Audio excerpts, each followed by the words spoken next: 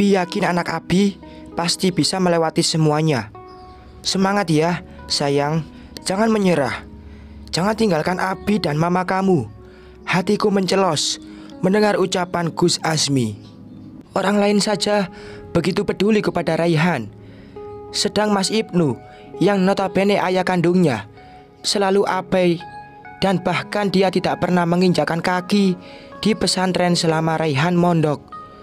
Dia selalu beralasan sibuk jika aku mengajaknya menjenguk sang putra. Sekali lagi aku mencoba menghubungi Mas Ibnu untuk mengabari keadaan Raihan sekarang. Terdengar nada sambung, tetapi tidak ada jawaban. Aku juga mengirimkan foto putraku yang sedang terbaring tidak sadarkan diri melalui pesan WA. Siapa tahu Mas Ibnu tergerak hatinya setelah melihat foto sang anak. Maaf Mailah, aku sedang sibuk saat ini. Kirimkan salamku saja buat putra kita. Dan Mas doakan semoga Raihan lekas bisa melewati masa kritisnya. Balas Mas Ibnu. Membuat air mataku berduyun-duyun jatuh membasahi pipi. Astagfirullah. Setidak peduli itukah dia terhadap anaknya? Menarik nafas dalam-dalam, melonggarkan dada yang terasa sakit dan sesak, lalu mengembuskannya perlahan.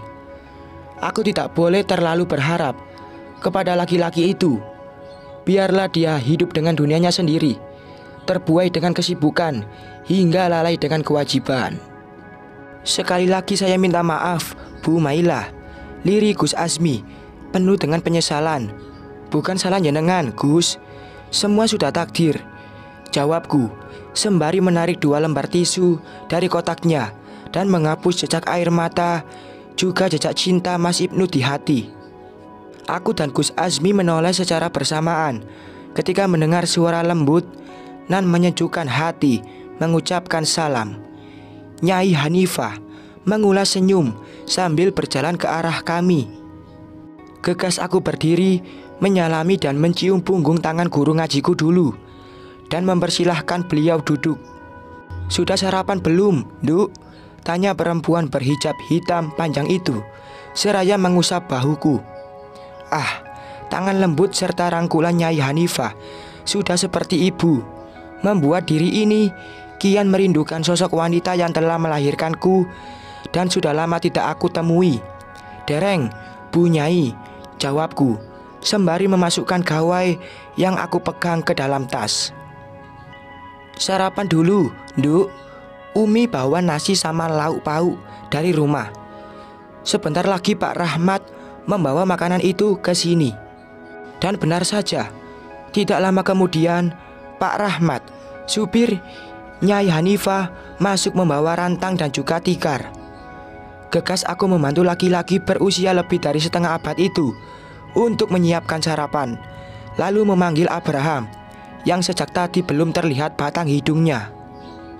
Pelan-pelan aku menghampiri Abraham yang sedang tidur di kursi depan kamar Raihan dan membangunkan laki-laki itu.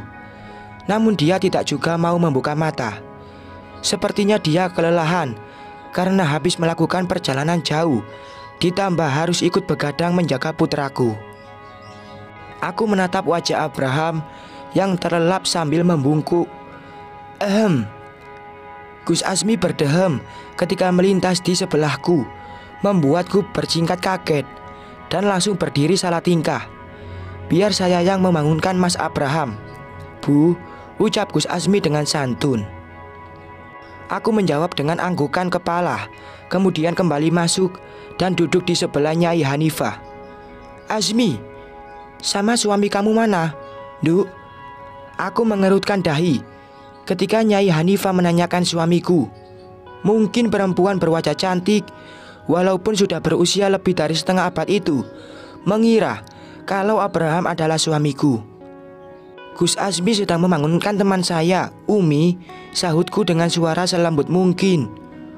Oh, tak kira laki-laki berambut panjang itu suamimu. Nyai Hanifah mengulas senyum. Bukan, Umi. Suami saya... Aku tidak bisa melanjutkan kalimat karena suaraku tercekat di tenggorokan. Aku juga tidak mungkin mengatakan kalau suamiku sedang kepincut perempuan lain dan tidak mau menjenguk anaknya. "Ya wis, sekarang sarapan dulu. Habis itu kamu istirahat. Wajah kamu sudah terlihat lelah sekali. Nanti biar Rahmat mengantar kamu pulang ke pesantren." Lagi-lagi tangan halus Nyai Hanifah mengusap lembut bahu ini. "Inji, Umi." Aku berusaha menepis rasa canggung dan lekas menyantap nasi dengan lauk ikan pindang goreng kesukaan Gus Asmi. Aku paham masakan kesukaan laki-laki berwajah teduh itu, karena dulu pernah tinggal di pesantren selama beberapa tahun dan sering ikut piket masak. Tidak lama setelahnya, Abraham dan Gus Asmi ikut bergabung bersama kami. Mereka langsung terlihat akrab, walaupun baru 2 kali bertemu. Dan pertemuan pertama, mereka tidak saling bertegur sapa, karena saat itu Gus Asmi sedang terburu-buru. Aku menyunggingkan bibir melihat guru ngaji anakku dengan lahap menyantap hidangan yang ada di depannya menggunakan tangan. Lekas ku letakkan sendok, ikut makan menggunakan tangan telanjang, dan ternyata rasanya lebih nikmat. Sekilas aku menangkap ekor mata Abraham melirik ke arahku dan juga Gus Asmi dengan tatapan yang sulit sekali diartikan. "Ayo, Mbak Maila ikut saya, biar Mbak Maila istirahat dulu di pesantren," ucap Pak Rahmat sembari menenteng rantang kosong bekas kami makan. "Tapi Pak," aku menoleh ke arah Raihan yang masih terbaring tidak sadarkan diri. Rasanya diri ini tidak tega jika harus meninggalkan putra semata wayangku sendirian di rumah sakit. "Kamu ndak usah khawatir, Nduk. Umi yang akan menjaga Raihan.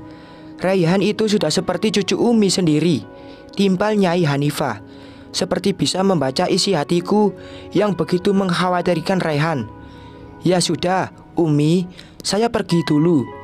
Assalamualaikum," menyalami dan mencium punggung tangan uminya Gus Asmi, dan lekas keluar dari kamar Raihan. 15 menit menempuh perjalanan dari rumah sakit ke pesantren.